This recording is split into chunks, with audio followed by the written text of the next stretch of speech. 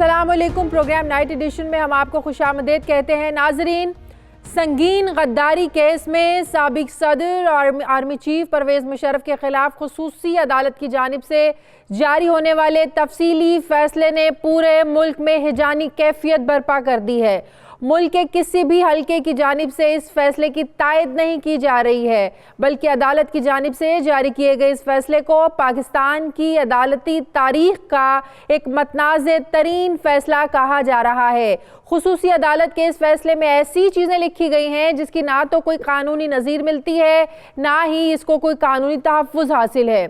खुसूसी अदालत के सरबराह जस्टिस सेठ वक़ार ने अपने फैसले में ये हुक्म दिया कि कानून नाफिज करने वाले इदारे जनरल रिटायर परवेज़ मुशर्रफ को गिरफ्तार करने और सज़ा पर अमल दरामद करने की हर मुमकिन कोशिश करें, और अगर वो मुर्दा हालत में मिलें तो उनकी लाश इस्लामाबाद के डी चौक लाई जाए, जहां इसे 3 दिन तक लटकाया जाए।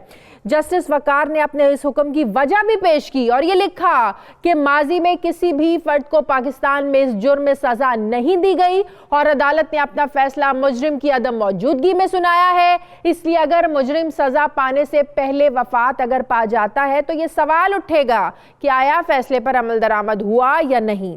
खुसूसी अदालत के फैसले में दूसरे जज जस्टिस शाहिद करीम ने जस्टिस सेठ वक़ार के फैसले में परवेज़ मुशर्रफ की मौत की सूरत में उनकी लाश को डी चौक पर लटकाने के हुक्म से इख्तलाफ किया और ये कहा कि उनके ख्याल में मुजरिम को सजाए मौत देने का हुक्म ही काफ़ी है। जबकि इस अदालती फैसले में जस्टिस नज़र ने 42 सफ़हात पर मुश्तमिल एक इख्तलाफी नोट भी लिखा है। इख्तलाफी नोट में जस्टिस नज़र ने लिखा कि परवेज़ मुशर्रफ की जानिब से 3 नवंबर 2007 को लिए गए इक़दामात और उनके नताइज गैर कानूनी, बदनीयती और गैर आइनी तो करार दिए जा सकते हैं, लेकिन इन्हें क़तई तौर पर संगीन गद्दारी का मुर्तकिब नहीं करार दिया जा सकता। तफसीली फैसले की बुनियाद लिखते हुए फैसले में यह भी तहरीर किया गया है कि इस मुकदमे का फैसला करने के लिए अदालत को 3 सवालों के जवाब तलाश करना थे। नंबर 1, आया कि मुल्जिम ने आइन शिकनी की और संगीन गद्दारी के जुर्म का मुर्तकिब हुआ।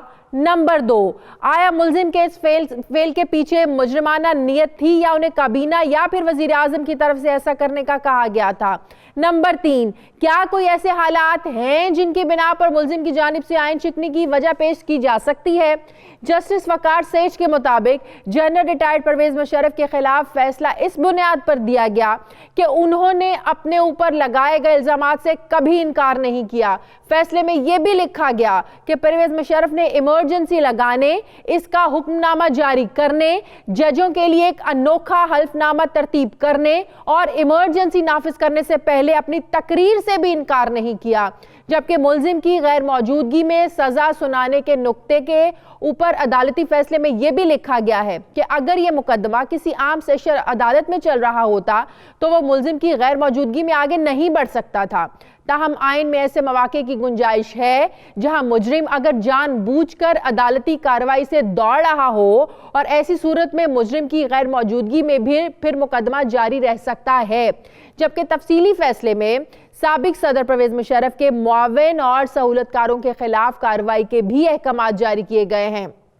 जस्टिस वक़ार अहमद सेठ ने लिखा है कि अफवाज पाकिस्तान की कोर कमांडर्स कमेटी समेत हर वो बावर्दी शख्स जो जनरल रिटायर्ड मुशर्रफ के साथ था और उनकी हिफाजत कर रहा था, मुशर्रफ के जुर्म में बराबर का शरीक है। फैसले में यह भी लिखा गया है कि जहां ये अदालत इन मुआवनीन और सहूलतकारों को इस मुकदमे में शामिल नहीं कर सकती, वहीं फिर वफाकी हुकूमत पर यह जिम्मेदारी आयद होती है कि वो इन अफसरान के खिलाफ तफ्तीश करे और मुकदमे दर्ज करवाए, जबकि इन तमाम अफराद के खिलाफ भी कानूनी कार्रवाई की जाए जिन्होंने परवेज़ मुशर्रफ को मुल्क से फरार करवाने में मदद की।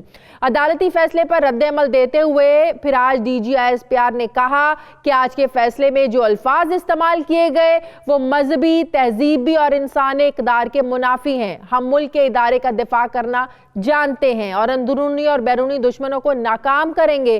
तर्जुमान पाक फौज ने यह भी कहा कि चंद लोग अंदरूनी और बैरूनी हमलों से हमें इश्तियाल दिलाते हुए आपस में लड़ाना चाहते हैं और पाकिस्तान को शिकस्त देखने के ख्वाब देख रहे हैं, लेकिन ऐसा नहीं होगा। हमारा जवाबी इक़दाम तैयार है। तर्जुमान पाक फौज ने अपनी प्रेस कॉन्फ्रेंस में यह भी कहा कि इस फैसले से मुताल्लिक आर्मी चीफ और वज़ीर आज़म की तफसीली गुफ्तगू हुई है। DGISPR की प्रेस कॉन्फ्रेंस के बाद हुकूमती टीम ने फिर प्रेस कॉन्फ्रेंस की और उन्होंने कहा कि जस्टिस वक़ार अहमद सेठ के खिलाफ सुप्रीम जुडिशल काउंसिल जाने का ऐलान किया है और सुप्रीम कोर्ट से जस्टिस वक़ार अहमद सेठ को काम से रोकने की भी दरखास्त की है। ज़ाहिर है रेफरेंस दायर करने का भी एक बाकायदा एक प्रोसेस होगा, इसकी लीगैलिटीज़ क्या होंगी इस पर भी हम बाद में बात करेंगे, लेकिन अब इसके बाद पहले एक मुख्तसर फैसला, आज जो तफसीली फैसला आया है, जो तनकीद हो रही है, फिर जो पाक फौज का रद्द-ए-अमल सामने आ रहा है, इस पर सबसे पहले मैं बात करूंगी सीनियर तज्ज़ियाकार औरिया मकबूल जान साहब ने मुझे ज्वाइन किया। अस्सलाम वालेकुम, बहुत बहुत शुक्रिया औरिया साहब आपका। औरिया साहब, सबसे पहले तो मैं आपका रिएक्शन जानना चाहती हूँ। 2 दिन पहले जब मुख्तसर फैसला आया तब भी हम लोगों ने पाक फौज का जो है ना वो रद्द अमल देखा, मुख्तलिफ हलकों की जानिब से तनकीद हमने देखी, फिर कल हमने देखा मुख्तलिफ शहरों में प्रोटेस्ट भी हुए। आज जब तफसीली फैसला आ जाता है और इस तफसीली फैसले का जो पैरा नंबर 66 है उसमें जो ख़ास अल्फाज जिस तरीके के इस्तेमाल किए गए, कोई आम इंसान, मेरा तो दिल भी नहीं चाह रहा कि मैं उस तरह के अल्फाज को दोबारा दोहराऊं भी, क्योंकि हमारा मजहब भी शायद इस चीज़ की इजाज़त नहीं देता कि किसी दुश्मन की लाश की भी बेहुरमती की जाए। तो जिस तरीके का आज अल्फाज इस्तेमाल किए गए हैं अब तफसीली फैसले में, खासकर पैरा 66 में, आपका उस पर रिएक्शन क्या है? देखिए, पहली बात तो ये है कि 1654 में आज कुछ हमारे तज्जा निगार जो है ना अपनी जहालत के अंदर कुछ चीज़ें बोलते रहे कि जी ओलिवर क्रॉमवेल जो था उसकी लाश जो है उसको निकाल के बाहर लटकाया गया था और चूंकि उसने एक पार्लियामेंट जो है उसको मुअत्तल किया था। ऐसा नहीं था। अगर तारीख हम पढ़ लें ताकि उसके बाद मैं उसको क्लैरिफाइड करना चाहता हूँ। वो शख्स स्कॉटलैंड का रहने वाला था और स्कॉटलैंड वालों की इंग्लैंड की बेसिक पार्लियामेंट से जंग चल रही थी और ये 300-400 साल पहले का वाक़या है। और वहाँ पर यह था कि एक प्रिंस चार्ल्स अव्वल होता था, वो पार्लियामेंट को हर 2 साल बाद ख़त्म कर दिया करता था और फिर उसके बाद एक मूवमेंट चली, जंग को उसने आके फतह किया, जर्नैल किस्म का आदमी था और वो लड़ रहा था आज़ादी की जद्दोजहद। और उस बंदे ने फिर उसके बाद किंग को कत्ल किया था, उसका फैसला किया था और उसको किंग को मार दिया गया था और उसको ओलिवर क्रॉमवेल को वहाँ निकाला गया था। ये आखिरी लाश की बेहुरमती थी इंसानी तारीख में। उससे पहले रसूल अकरम सल्लल्लाहु अलैहि वसल्लम ने बाकायदा इसका मना किया है। आपने कहा कि लाश की इज्जत करो, खा वो किसी मुशरिक की इज्जत। बिल्कुल बिल्कुल। ओहद के मैदान में कुफारे मक्का ने की थी और उसके बाद मुस्लिम तारीख में सिर्फ सैयदना इमाम हुसैन रजी अल्लाह तआला अन्हु की लाश की बेहुरमती जो है वो यजीद के दौर में हुई है। उसके अलावा कहीं लाश की बेहुरमती का मिसाल है काफर की लाश का भी। फरमाया जब लाश का मामला आ जाए तो फिर उसके बाद तुम्हारा जब को मर जाए तो फिर तुम्हारा उससे राब्ता खत्म हो जाता है। लाश के ऊपर कोड़े लगवाना, लाश को मरवाना, ये पब्लिक हैंगिंग तो अलाउड है, सरेआम जो है सजा देना ये तो इस्लाम के अंदर है, लेकिन जब कोई बंदा मर जाए तो ये मुझे समझ नहीं आती। और पाकिस्तान के आइन में तो बिल्कुल इसकी इजाजत नहीं है, ना कानून में। इसीलिए आज जो इन्होंने फैसला किया है इस जज के बारे में कि इसकी ज़हनी सेहत को देखा जाए, क्योंकि जज के बारे में जो कोड ऑफ कॉन्डक्ट ये कहता है कि जज जो है वो जाती गुस्से से पाक हो, जज जो है उसकी जाती तासुब उसके अंदर रिफ्लेक्ट ना होता हो। यहां तो गुस्सा क्या, गुस्से की जो सुपरलेटिव डिग्री है वो उसके अंदर नजर आ रही है कि उसको खींचा जाए और ड्रैग किया जाए और वहां ला। अच्छा, एक और चीज बड़ी अजीबोगरीब है कि हर जो फैसला होता है उसके अंदर एक बात ये होती है कि कहीं नहीं लिखा जाता कि जनाब फलां आदमी को पकड़ो और लेके आओ और पेश करो। ये नहीं, अदालत हर फैसला करती है कि हम उसको ये सजा देते हैं। इसका मतलब ये है कि अगर जो मशीनरी है वो खुद ब खुद उस पर इंप्लीमेंट करेगी, ये तो अंडरस्टूड चीज़ है। यानी इसमें पूरे फैसले में पाकिस्तान की पुलिस पर, पाकिस्तान की रेंजर्स पर, पाकिस्तान की इंतजामिया पर बाकायदा डिस्ट्रेस का इजहार करके वकायदा फिक्र लिखा गया। तीसरी जो आज से 3 दिन पहले जब ये इसका मुख्तसर फैसला आया था उस वक्त ये अंदाजा हो गया था कि ये फैसला गलत आने वाला है। उसकी एक वजह मैं बताऊं, एक तो यह है कि जस्टिस साहब जो है 17 तारीख को रिटायर हो रहे थे, ठीक, और उसकी वजह से उनका मसला बन रहा था कि वो फैसला जो है उन्होंने पहले करना था। और दूसरी बात यह है कि दुनिया की तारीख में कभी ऐसा नहीं हुआ कि फांसी की सजा का फैसला पहले आ जाए, अनाउंस हो जाए और लिखा बाद में जाए। इसका मतलब यह है कि फैसला जो है वो बुनियादी तौर पर सिर्फ तारीख में रहने के लिए कि हम क्या बात कर रहे हैं जी, और आपने पाकिस्तान के नामारूजी हालात को देखा है اور یہ چیز اچھا جو DGISPR کی آپ نے آج پریس کانفرنس دیکھی اس میں بڑا ہمیں ایک تحمل صبر ایک نظر آیا، لیکن باتیں بڑی عام باتیں کی DGISPR نے، جو یہ بات کی کہ چند لوگ ہمیں اشتعال دلا کر آپس میں لڑانا چاہتے ہیں، یہ انہی عناصر انہی بیرونی قوتوں کی طرف اشارہ ہے۔ عوریہ صاحب جو پاکستان میں ہمیشہ جو ہے نا وہ امن کو خراب کرنا چاہتے ہیں، پاکستان کو ڈی سٹیبلائز کرنا چاہتے ہیں، اور بڑی ہمیں ایک بڑا زبردست انہوں نے بڑے اچھے طریقے سے جواب دیا کہ یہ کوشش کامیاب نہیں ہوگی اداروں کو آپس میں لڑانے کی۔ دیکھیں ایک بہت اہم بات جو روز کی جاتی ہے اور فیصلے میں بھی لکھا ہوتا ہے کہ پاکستان کی فوج جو ہے یہ حلف اٹھاتی ہے کہ ہم سیاست میں حصہ نہیں لیں گے، یہ بہت اہم بات ہے، ٹھیک، لیکن پاکستان کی فوج کا ایک حلف کے اندر دو بہت اہم ترین چیزیں ہیں۔ اب کانسٹیٹیوشن کی انٹرپریٹیشن ہر بندے کی اپنے حساب سے ہوتی ہے اور وہی امپورٹنٹ ہوتی ہے، ٹھیک، ان کے اندر یہ ہے کہ ہم پاکستان کی نظریاتی اور فزیکل سرحد جو ہے اس کے محافظ ہوں گے، ٹھیک۔ اب مسئلہ یہ ہے کہ نظریاتی سرحد تو اس ٹی وی کے اندر بھی موجود ہے، ٹھیک، اس کا مطلب یہ ہے کہ آپ وہ سمجھتے یہ ہیں کہ ہم پاکستان کے دفاع کو باہر سے، کیونکہ ظاہر بات ہے جب آپ اندرونی طور پر دفاع نہیں کر رہے ہوتے تو آپ بیرونی دشمن کو انٹر ہونے کی اجازت دیتے ہیں۔ بنگلہ دیش جب بنا ہے اس کی بنیادی وجہ یہ تھی کہ ہم نے اس کے اندرونی دفاع کو ہم نے پس پشت ڈال دیا تھا۔ اگرتلہ سازش کیس جو ہے جس وقت مجیب الرحمان پہ نکلا تھا اور جس وقت اس کو نکالا گیا، اس کو سیاسی مجبوریوں میں باہر نکالا گیا اور پھر وہ ایک موومنٹ بن گئی، اس کے بعد انڈیا کی فوج آ گئی، تو وہ ان کی اپنی انٹرپریٹیشن ہے، اور وہ اس انٹرپریٹیشن پہ سمجھتے یہ ہیں کہ اگر پاکستان کے اندر ان کا امیج یہ بنا دیا جائے ایک نیوکلیئر عام فوج جو ہے، اس کا صورتحال یہ ہے کہ گزشتہ 15 دن سے پورے پاکستان کے ٹیلی ویژن چینل پر، میڈیا پر ایک ہی بحث چل رہی ہے کہ ٹینیور یہ ہونا چاہیے، فلاں یہ ہونا چاہیے، فلاں یہ ہونا چاہیے۔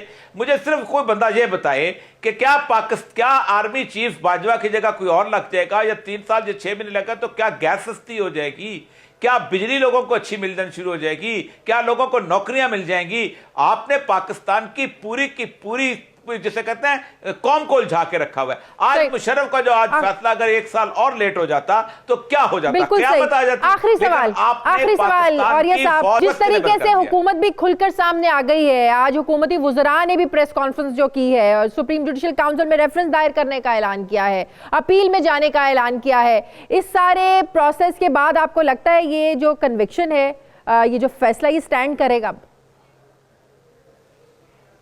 دیکھیں یہاں دیکھنا ہوگا کہ آگے ہماری عدلیہ کس صورتحال میں لیتی ہے۔ جوڈیشری کو سین، میں ایک آخری بات یہاں کرنا چاہتا ہوں، پاکستان کی جو عدلیہ کی تاریخ ہے وہ انتہائی شرمناک تاریخ رہی ہے۔ دنیا کے سیاستدان بھی بتا دے گا میری یہ کنٹریبیوشن ہے، کوئی کہے گا میں نے موٹر وے بنائی، کوئی کہے گا میں نے یہ جدوجہد کی، فوج والے کہیں گے کہ جب میں ایوب خان کے زمانے میں ترقی کی، لیکن آپ تو 1958 سے لے کے آخر تک آپ نے اپنے لوگوں کو کیوں ٹرائی نہیں کیا؟ آپ کے تو آج کے کتنے آپ کے چیف جسٹس ہیں کہ جنہوں نے فوج کا ساتھ دیا تھا اور جنہوں نے مشرف کو کہا تھا کہ تم جناب امینڈمنٹ بھی آپ کر سکتے ہو، آپ نے ان کو ٹرائی کیوں نہیں کیا؟ آپ نے تو آخری جو ڈوگر ہے، آخری فکرہ سنا دیتا ہوں، ڈوگر کو آپ نے اس کے کہا کہ یہ غلط کام کیا، اس نے مشرف کی حلف لیا، اور آج وہ پینشن بھی لے رہا ہے، صحیح، بالکل صحیح، آج وہ اس کا بلو پاسپورٹ بھی موجود ہے، بالکل صحیح، آپ کے گان بین بھی موجود ہیں۔ اس کا مطلب یہ ہے کہ آپ دنیا کو ثابت کرنا چاہتے ہو کہ اگر کہ پین تمہارے ہاتھ میں اگر ہوگا تو تمہارا ساتھی بچ جائے گا۔ صحیح، بہت بہت شکریہ عوریہ مقبول جان صاحب، تجزیہ کار ہمارے ساتھ ہیں۔ ناظرین مجھے پروگرام میں ایک بریک لینی ہے، واپس آتے ہیں ایک چھوٹے سے وقفے کے بعد۔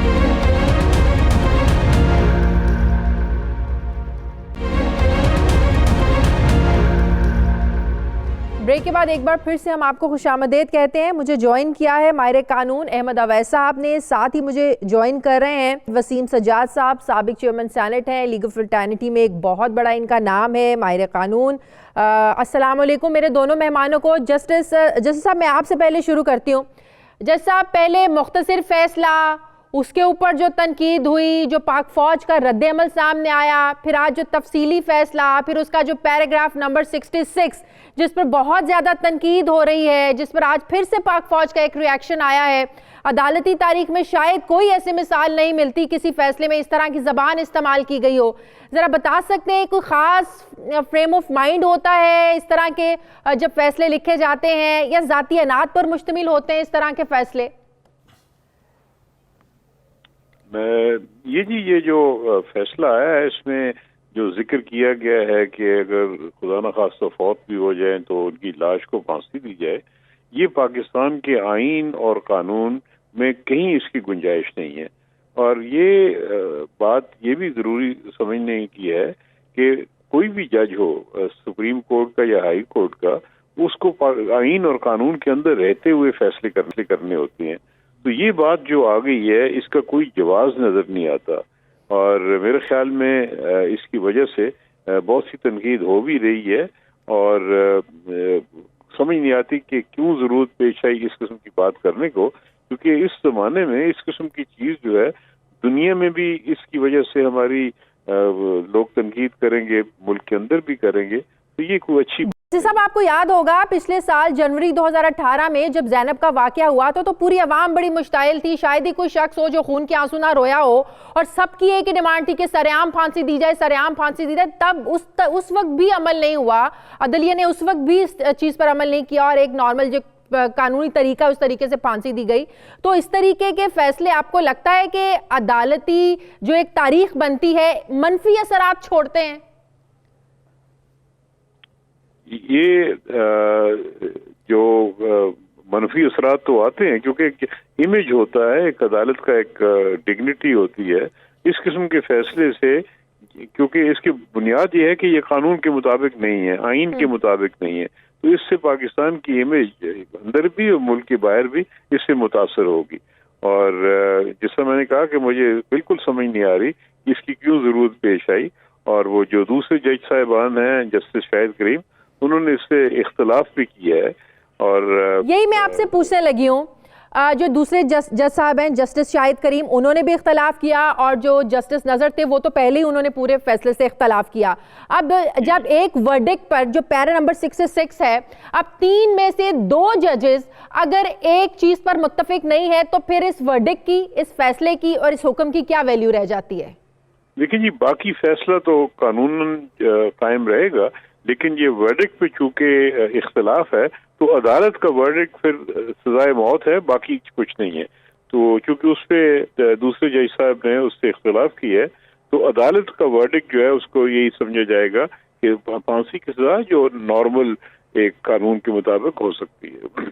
صحیح. جیسا میرے ساتھ رہی ہے احمد اویس صاحب بھی ماہر قانون، وہ بھی میرے ساتھ ہیں. احمد اویس صاحب، اب جو حکومت نے سپریم جوڈیشل کاؤنسل میں ریفرنس دائر کرنے کا جو اعلان وہ کیا ہے، سب سے پہلے تو مجھے یہ بتائے گا کہ اس کا کیا پروسیس ہوگا؟ وہ کابینہ میں بھی معاملہ جائے گا، پریزیڈنٹ کے پاس یہ معاملہ جائے گا؟ کیا یہ ایک لمبا پروسیس ہے؟ کیسے حکومت اس پروسیس میں چلے گی؟ سپریم جوڈیشل کاؤنسل میں صرف اس ورڈکٹ کے خلاف حکومت جا رہی ہے اور اپیل میں پورے فیصلے کے خلاف جائے گی؟ جی ہاں، یہ الگ الگ سے ہیں. سپریم جوڈیشل کاؤنسل میں تو آرٹیکل 209 کے تحت جانا پڑے گا، اور حکومت کی جو ہے پرائم منسٹر جو ہے وہ کیبنٹ کی اپروول کے ساتھ ہی یہ ایک ریفرنس جو ہے تیار ہوگا، اور وہ through the president of Pakistan اس کو بھیجا جائے گا. اور ویسے تو ریفرنس جو ہے وہ کوئی شخص بھی بھیج سکتا ہے، جو اس وقت قانون ہے اس کے تحت وہ ضروری نہیں کہ پریزیڈنٹ آف پاکستان ہی بھیجے. لیکن جو ڈیفائن کیا ہے اس کے اندر، جو اس کے اندر مس کنڈکٹ کو، تو اس میں ان ایبلٹی، ان کیپیبلٹی، یہ بھی اس کے اندر شامل ہیں کسی جج کی.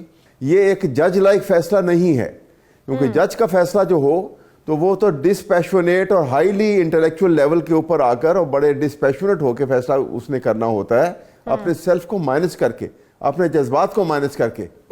اور دوسری بات یہ ہے کہ یہ احساس ہونا چاہیے جب جج یہ فیصلہ دیتا ہے تو سننے والے کو، دیکھنے والے کو بھی یہ احساس دن میں آتا ہے کہ جج جو ہے وہ جب انصاف کی کرسی پہ بیٹھ گیا تو وہ ایک گاڈلی ڈیوٹی پرفارم کر رہا ہے. اور گاڈلی ڈیوٹی پرفارم کرتے وقت اس میں بہت خیال رکھنا ہے، بڑی احتیاط کرنی ہے، ایک ایک لفظ کے اوپر، ایک ایک اس کے اپنے جذبات کو، اپنی اندر کی کیفیات کو پیچھے پس پش ڈال کر انصاف کے تقاضوں کو پورا کرنا ہے.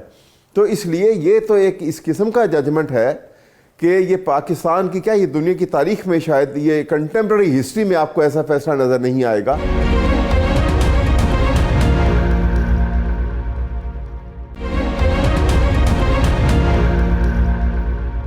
ایسے کیسز میں جب حکومت نے کی طرف سے ظاہر ہے پروسیکیوشن ہونی ہے، استغاثہ کی طرف سے جو ہے وہ کارروائی ہونی ہے، اور حکومت اسی فیصلے کے خلاف چلی جائے، اپیل میں چلی جائے، سپریم جوڈیشل کاؤنسل میں ریفرنس دائر کرنے کے لیے چلی جائے، ایسی بھی کوئی مثال ملتی ہے؟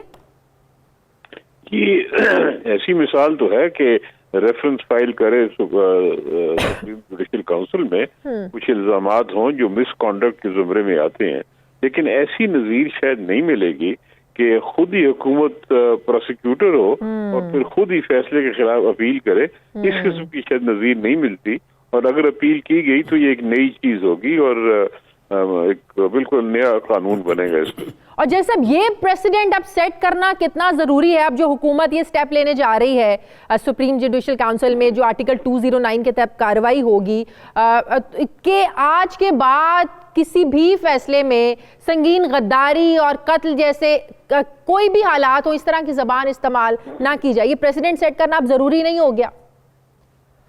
جی، یہ جو زبان استعمال کی گئی اس پہ تو آپ دیکھ رہے ہیں کہ ہر طرف سے تنقید ہو رہی ہے اور کوئی بھی اس کی حمایت نہیں کر رہا.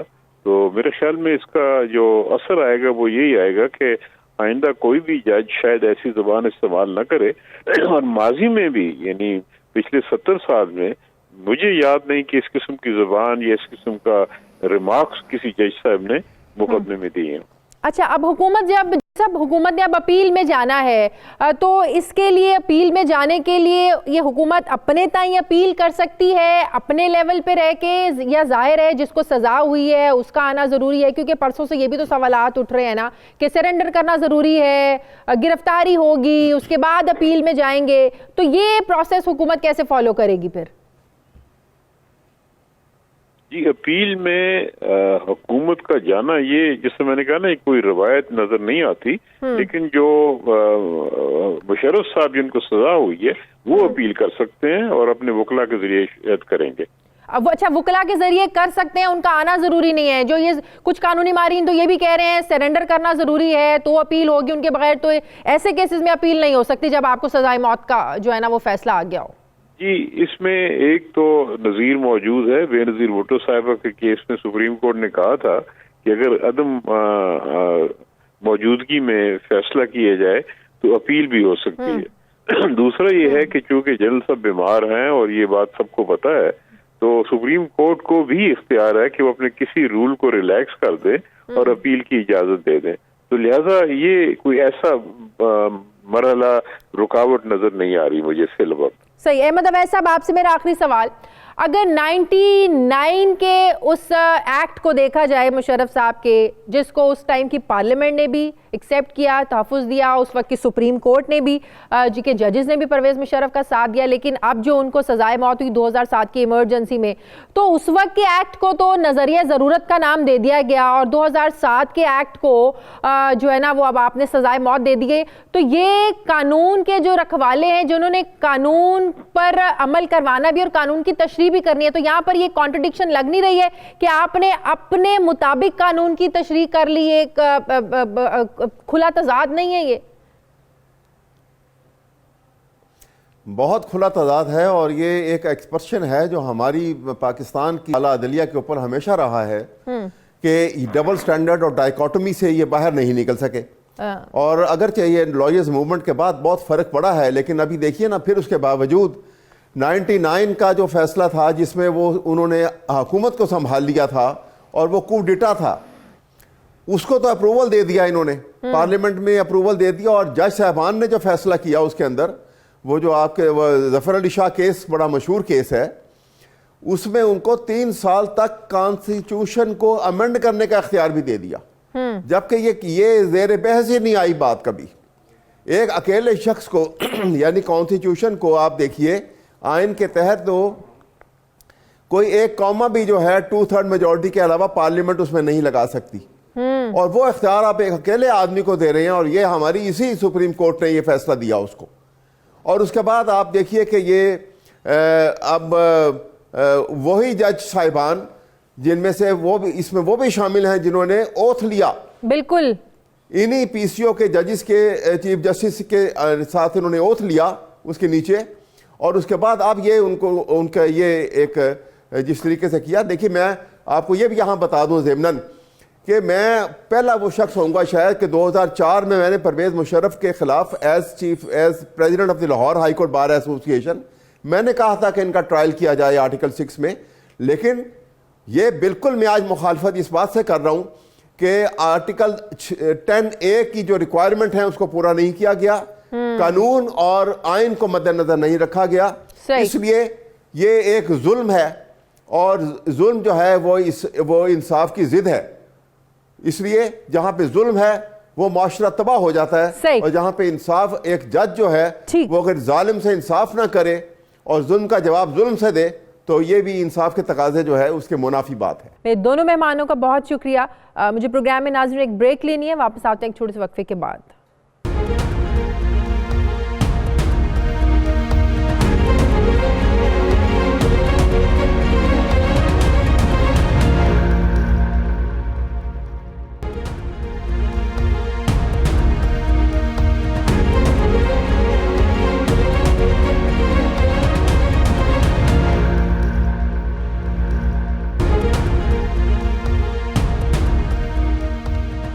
بریک کے بعد ایک بار پھر سے آپ کو خوش آمدید کہتے ہیں. دفاعی تجزیہ کار ایئر مارشل ریٹائرڈ شاہد لطیف صاحب نے مجھے جوائن کیا. السلام علیکم, بہت شکریہ شاہد لطیف صاحب آپ کا. شاہد لطیف صاحب, سب سے پہلے تو میں ریئیکشن آپ سے لینا چاہوں گی, یور ریئیکشن جو آج تفصیلی فیصلہ آیا ہے اسپیشلی آن جو 66 پیراگراف ہے جس میں وہ زبان استعمال کی گئی جو شاید عدالتی تاریخ کے کسی بھی فیصلے میں نہیں کی گئی. دیکھیں جی, میں سمجھتا ہوں بہت ہی افسوسناک دن ہے ہمارے لیے, اور میں یہ بھی سمجھتا ہوں کہ اس سے دنیا بھر میں ہماری جگ ہنسائی ہوئی ہے, جہاں ہماری اعلیٰ عدلیہ اور اس کے جو جج صاحب ہیں انہوں نے ایسی زبان استعمال کی جو جیسے آپ نے کہا کہ اس سے کوئی صحیح ذہنی جو صلاحیت ہے اس کی عکاسی نہیں ہوتی. قانون, آئین, تہذیب اور کوئی بھی زاویہ آپ لے لیں, ہماری شریعت کسی بھی زاویے میں یہ جو زبان ہے وہ موضوع نظر نہیں آتی. تو لہٰذا ابھی تو ہم اسی بحث سے فارغ نہیں ہوئے تھے کہ شارٹ آرڈر جو ہے اس کے اوپر بھرپور بحث ہو رہی تھی کہ کیا اس میں جو وکٹم ہیں, ایکیوزڈ ہیں جنرل مشرف, ان کو وہ حقوق ملے جو کہ ان کا حق تھا. تو جواب نفی میں آ رہا تھا. الٹا پرویز مشرف ہمدردی کے حقدار بن گئے ہیں. الٹا ہمدردی اب ظاہر ہے ہر طرف سے اتنا کنڈیم کیا جا رہا ہے. دیکھیں قدرتی بات ہے کہ جب آپ اتنی غلطیوں پہ غلطیاں کریں گے تو پھر وہ ہمدردی کے حقدار تو بنیں گے. یہ تو بات طے ہے کہ جس کسی نے غلطی کی ہے اس پر جو مقدمہ بنتا ہے آرٹیکل 6 کے تحت وہ چلنا چاہیے تھا. مگر اس کے ساتھ ساتھ جس شخص کے خلاف آپ آئین کی خلاف ورزی کے تحت اس کو سزائے موت دے رہے ہیں, آپ خود آئین کی وہ خلاف ورزی کر رہے ہیں کہ کم از کم جو قانون کے پاسبان ہیں ان سے تو آپ ان غلطیوں کی توقع نہیں رکھتے. اگر وہ وہاں پہ یہ لکھا ہوا ہے کہ جی جو معاون تھے اور جو جی میں وہ اسی طرف آ رہی ہوں, آج بھی مدد کی ڈیٹیل ججمنٹ میں ہی لکھا گیا ہے کہ ان لوگوں کے خلاف بھی کارروائی ہونی چاہیے جنہوں نے پرویز مشرف کو مفرور کروایا. تو آپ جانتے ہیں جب مشرف ملک سے باہر گئے تھے تو نواز شریف کی حکومت تھی, تو یہ سلسلہ کہاں جا کے رکے گا؟ اور وہ تو آج لندن بیٹھے ہوئے اپنے علاج کے لیے. یہ سلسلہ, اور پھر یہ بھی دیکھیں نا کہ ایبسینشیا میں ٹرائل ہونا, یہ جو اتنے سارے خاندان کے لوگ نواز شریف صاحب کے باہر بیٹھے ہوئے ہیں جو عدالتوں کو جو چاہیے وہ واپس آنے سے انہوں نے انکار کیا. اس کا بھی جواز دے دیا, انہوں نے کہا کہ آئین میں گنجائش ہے. جسٹس سیٹھ وقار نے لکھ دیا کہ آئین میں گنجائش ہے کہ اگر مجرم جو ملزم ہے وہ ڈر سے بھاگ رہا ہو عدالتی کارروائی سے تو آئین میں گنجائش ہے کہ اس کی غیر موجودگی میں آپ مقدمہ اس طریقے سے چلا سکیں, سزا سنا سکیں. چلیں وہ تو اب بات ہو رہی ہے نا, مگر یہ مقدمہ پھر کیسے چلا؟ اس دوران کسی کو احساس نہیں ہوا. یہ اعلیٰ عدلیہ کے اتنے بڑے بڑے جج صاحبان تھے اس مقدمے کی پیروی کر رہے تھے, تو کسی نے یہ بات نہیں کی, اور سراسر یہ بات ہوتی رہی کہ جی ان کا کیس جو ہے ایبسینشیا میں چلائیں, ان کا مقدمہ اور اس کا فیصلہ بھی ایبسینشیا میں کر دیا گیا. تو وقت پہ تو نہیں کام کیا گیا نا. اور اسی کے تحت اتنا بڑا فیصلہ سنا دیا گیا، اور پھر جو آج زبان استعمال کی، یہ تو میں سمجھتا ہوں یہ دونوں کیسز بنتے ہیں. ایک تو یہ کہ اس کی اپیل والا معاملہ وہ ہے لیگل میٹرز کے بارے میں، بالکل، مگر جہاں تک ایک جج کی لیکن اس کی بھی تاریخ نہیں ملتی کہ حکومت جو خود پروسیکیوٹ کر رہی ہو، پروسیکیوشن جس نے کرنی ہے وہی اس فیصلے کے خلاف جو ہے نا وہ اپیل میں چلی جائے. یہ بھی مثال ویسے ملتی نہیں ہے. چلیں وہ مثال ملتی نہیں ہے، وہ جو ان کے حکومت کے جو ساتھ ہیں قانون داد ہیں وہ ان کی ذمہ داری ہے اس کو ایکسپلین کریں. مگر جہاں تک سپریم جوڈیشل کونسل میں جانے کا تعلق ہے، میں سمجھتا ہوں، میں ذاتی طور پر اس کو سپورٹ کرتا ہوں، کیونکہ جو اتنے بڑے عہدے پر جج صاحب ہوں اور اتنی بڑی عدالت کو ریپرزینٹ کر رہے ہوں، ان کے ہاتھ میں تو ہزاروں ایسے اور لوگوں کے بھی کیسز ہوں گے جہاں اگر اس طرح کی ذہنی جو ان کی حالت ہے اس کا ادراک کیا جائے تو وہ بڑے سارے لوگ جو ہیں اس سے نقصان اٹھائیں گے. تو لہذا ان کا جوڈیشل کونسل جانا بالکل موضوع ہے. صحیح. اب D G I S P R کی جانب سے آج ایک بار پھر سے جو ریئیکشن آیا کہ چند لوگ ہمیں اشتعال دلا کر آپس میں لڑانا چاہتے ہیں، ایسا نہیں ہوگا، ہم بیرونی دشمنوں کو ناکام کریں گے، اس استحکام کو ہم کسی بھی صورت ریورس نہیں ہونے دیں گے. اب بھی جو پرسیپشن اب کھل کے سامنے آ رہی ہے کہ یہ بیرونی دشمن کی طرف ظاہر ہے کھل کر اب اشارہ کیا جا رہا ہے کہ ہمارے اداروں کو آپس میں لڑانے کی کوشش کی جا رہی ہے. جی بالکل، اس میں تو کوئی دو رائے نہیں ہونی چاہیے کہ ہمارا وہ دشمن جو روایتی جنگ میں بار بار ہم سے منہ کی کھا چکا، اب اس کو نظر آ گیا کہ جی روایتی نہیں، یہ تو ہائیبرڈ وارفیئر ہے جس کے تحت آپ پر تابڑ توڑ حملے کیے جا رہے ہیں، اور خاص کر آپ کی جو ملٹری ہے، آپ کی افواج جو ہیں وہ آپ کا سینٹر آف گریوٹی ہیں، ان کو بیچ میں لپیٹ لیا جانا اور ہمارے ہی لوگوں کو اس کام کے لیے استعمال کرنا. اب یہ چیزیں تو کھل کر سامنے آ گئی نا. جیسے D G I S P R نے کہا کہ ان کے خدشات جو ہیں وہ تو بالکل اب آج کے فیصلے کے بعد صحیح ثابت ہو رہے ہیں. صحیح. تو آپ کو لگتا ہے کہ یہ اب جو فیصلہ ہے یہ کنوکشن ہے، جس طرح اب ظاہر ہے حکومت بھی بالکل ایک کھل کر سامنے آ گئی ہے، اپیل میں جائے گی، جوڈیشل کمیشن میں اب ریفرنس سپریم جوڈیشل کمیشن میں دائر ہوگا، تو اب یہ فیصلہ آپ کو لگتا ہے کہ جو کنوکشن اب یہ سٹینڈ کرے گی؟ یہ تو اپیل جو ہے اس کے اوپر منحصر ہوگا کہ اپیل جو ہے اس کے کیا نتیجے نکلتے ہیں. اور دوسری بات، اگر سپریم جوڈیشل کونسل جو ہے وہ ان جج صاحب کے خلاف فیصلہ دے تو پھر ان کا جو فیصلہ ہے وہ تو کسی صورت اس کو ہولڈ نہیں کیا جا سکتا. یہی میں آپ سے پوچھنے لگی تھی، پھر اس فیصلے کی ویلیو نہیں رہ جائے گی نا اگر امپیچمنٹ اس طریقے سے ہو جاتی ہے، اس پروسیس کو فالو کیا جاتا ہے، پھر کیا ویلیو رہے گی اس فیصلے کی؟ فیصلہ تو ریورس ہو جائے گا آٹومیٹیکلی. نہیں، اس کی تو ویلیو خود بخود ختم ہو جائے گی. جس جج نے یہ فیصلہ کیا اگر انہی کے خلاف آ گیا کہ ان کی ذہنی کیفیت ٹھیک نہیں ہے جس کے تحت وہ اس طرح کی بات کر رہے ہیں اور اس طرح کے فیصلے کر رہے ہیں، تو پھر تو اس فیصلے کی نوعیت خود بخود بدل جائے گی. صحیح. اور آخری سوال میرا آپ سے، جو فیلنگ اب جو حکومت کی طرف سے آ رہی ہے جب سے مختصر فیصلہ بھی آیا ہے، آپ کو نہیں لگتا کہ حکومت کو پھر یہ اپلیکیشن واپس لے لینی چاہیے تھی، مقدمہ واپس لے لینا چاہیے تھا حکومت کو؟ جس طرح آپ دیکھیں نا، حکومت بھی بات کری ہے اداروں کو جوڑنے کی ضرورت ہے، فاصلے بڑھ رہے ہیں، تو حکومت کو تو پھر یہ واپس لے لینا چاہیے تھا، کیس ہی واپس لے لینا چاہیے تھا. نہیں، مگر بات یہ ہے نا کہ ایک طرف تو میں کہہ رہا ہوں اور میں اس سے اتفاق کرتا ہوں کہ جو جرم ہوا ہے اس کا مقدمہ چلنا چاہیے تھا، پر جس طریقے سے مقدمہ چلایا گیا اس پر سوالیہ نشان ہے. تو اگر حکومت نے یہ واپس نہیں لیا، اگر وہ واپس لیتی تو اس کا تو یہ مطلب تھا کہ جی وہ حکومت جو ہے خود اس چیز پر کھڑی ہو جائے کہ ان کے مطابق یہ جرم نہیں ہے. وہ تو حکومت کے ایکٹ تو یہی بتا رہے ہیں نا، حکومت تو یہی بتا رہے ہیں، جس طریقے سے پروسیکیوشن ٹیم کو فارغ کیا گیا اور جس طریقے سے اسلام آباد ہائی کورٹ کو کہا گیا کہ خصوصی عدالت سے کہیں کہ ابھی فیصلہ جاری نہ کیا جائے، اور اب فیصلہ آنے کے بعد جو کہا جا رہا ہے کہ اداروں کو نہ لڑانے کی کوئی سازش ہے یا فاصلے بڑھے، ایکٹ تو یہی بتا رہے تھے کہ حکومت نہیں چاہ رہی تھی کہ یہ معاملہ آگے چلے. دیکھیں اس کے اندر ان کی کچھ وجوہات تھی نا کہ وہ ان کو نظر آ رہا تھا کہ مقدمہ کس طریقے سے چلایا جا رہا ہے، اس پر ان کے شک و شبہات تھے اس کے تحت یہ ساری بات چیت ہو رہی تھی. اور وہ جو ٹیم کے بدلنے کی آپ نے بات کی, وہ تو ٹیم بدل کر وہ پرانی ٹیم تھی جو پچھلے وقت اور پچھلی حکومت کے ساتھ تھی, تو اس ٹیم کو بدلنا چاہتے تھے. اس میں بھی جو ہماری جوڈیشری ہے اس کی طرف سے اسی لیے کہہ رہے ہیں کہ بڑی اجلت میں یہ فیصلے کیے گئے, اور وہ انہوں نے بھی اجلت کا اظہار کیا, اور اس ٹیم نے وقت مانگا تیاری کے لیے, اس کو ٹیم کو وہ ٹائم بھی نہیں دیا گیا.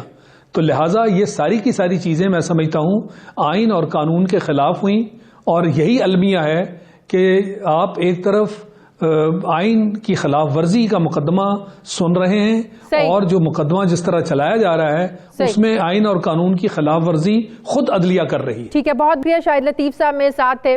ناظرین, ہمارے آج کے پروگرام کا ایڈیٹوریل.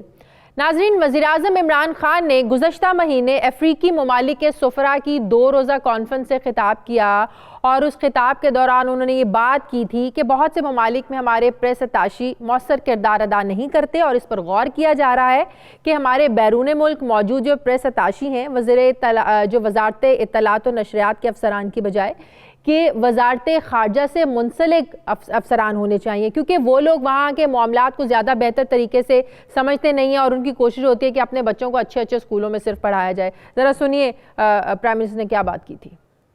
ہمارا جو پریس آفیسز ہیں وہ صحیح طرح فنکشنل نہیں ہے. میں یہ میری بڑی اسٹرانگ اس پہ ریکمنڈیشن ہے کہ جو فورن ہماری پریس ہوتی ہے وہ افیلیٹڈ ہو فورن آفس کے ساتھ, external press rather than information ministry کے ساتھ, کیونکہ فورن آفس کے ساتھ اس کی نیچرل لنکیج ہے. جب وہ انفارمیشن منسٹری میں آ جاتی ہے, انفارمیشن منسٹری تو ملک میں ڈے ٹو ڈے افیئرز کو ڈیل کرتی ہے. جو وہاں باہر کا نیوز ہے, باہر کا جو آپ, اور بڑی اچھی سجیشنز, آپ کی اتنی لمبی پریزنٹیشن تھی اس میں بڑی اچھی سجیشنز تھی, لیکن اس میں ایک یہ تھی کہ کمیونیکیشن پتہ تو چلے لوگوں کو یہاں کہ افریقہ کیا ہے.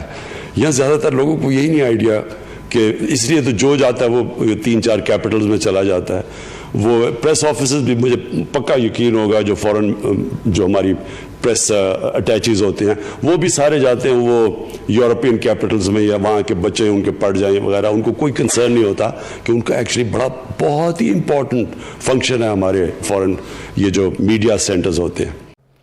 لیکن اب خبر یہ ہے کہ اس کانفرنس میں دی جانے والی جو حکومت نے جو سجیشنز تھیں اس سے حکومت نے کوئی استفادہ حاصل نہیں کیا, اور ایک بار پھر سے وزارت اطلاعات و نشریات نے ایک نوٹیفیکیشن جاری کیا ہے جس کے مطابق بیرون ملک سے پریس آفیسرز کی تعیناتی کے لیے انٹرویوز کا انعقاد اب 1 جنوری 2020 کو جو ہے نا وہ انہوں نے انٹرویوز رکھے ہوئے ہیں, اس کا انعقاد ہونے جا رہا ہے. اس سے پہلے بیرون ملک پریس آفیسرز کی تعیناتی کے لیے ٹیسٹ کا انعقاد اکتوبر میں کیا گیا تھا, لیکن تاحال ابھی تک اس کا رزلٹ بھی سامنے نہیں آیا, جس پر بیوروکریسی میں یہ تشویش بھی ہے, یہ خدشات بھی ہیں کہ شاید من پسند لوگوں کو نوازنے کی تیاری ہو رہی ہے. جبکہ سوال یہ بھی پیدا ہوتا ہے کہ کیا وزیر اعظم کو اب اس معاملے پر آگاہ کر دیا گیا ہے کہ انٹرویوز جو ہیں وزارت اطلاعات کرنے جا رہی ہے, اور جو آفیسرز ہوں گے, جو پریس اٹاشی آپ نے رکھنے ہیں, یہ وزارت اطلاعات نہیں فورن جو منسٹری کے آفیسرز ہوں گے ان کی جانب سے جو لوگ رکھے جائیں گے.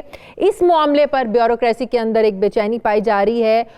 وہ چاہ رہے ہیں کہ اس معاملے میں انہیں کلیئر کیا جائے. کافی تحفظات ہیں, وہ کہہ رہے ہیں کہ اگر انٹرویو دینے کے بعد وزیر اعظم اس عمل کے خلاف ایکشن لے لیں تو پھر جو پوسٹیں ان کا مستقبل کیا ہوگا, اور پریس اٹاشیز وزارت اطلاعات سے لیے جائیں گے, وزارت خارجہ سے لیے جائیں گے.